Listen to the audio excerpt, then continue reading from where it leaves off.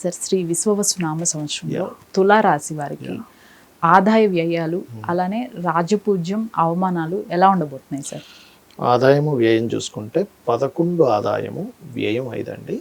So ఇది బ్యాలెన్స్డ్గానే ఉందని చెప్పుకోవాలి. ఎందుకంటే ఆదాయం ఎక్కువ ఉండడం కాలం వరకైనా ఖర్చు తక్కువ ఉంటే సేవింగ్స్ మిగులుతాయి కాబట్టి. కాకపోతే ఇక్కడ మనకి రాజ్యపూజ్యం అవమానం అంతా రెండుగా ఉంది. అంటే రెండు తక్కువగానే ఉంది, కానీ రాజ్యపూజ్యం పెరగాలి కదా. ఎవరికైనా గ్రోత్ పెరగాలంటే వాళ్ళ కెరియర్ గ్రోత్ పెరుగుతూనే మంచిది. కాబట్టి ఈ తులా రాశి లేదా లగ్నం వారికి ఫస్ట్ ఆఫ్ ఆల్ ఏమవుతుందంటే విశ్వవసు నామ సంవత్సరం స్టార్టింగ్లోనే 10th హౌస్లోకి మనకి కుజుడు నీచబడి ఉంటున్నాడు.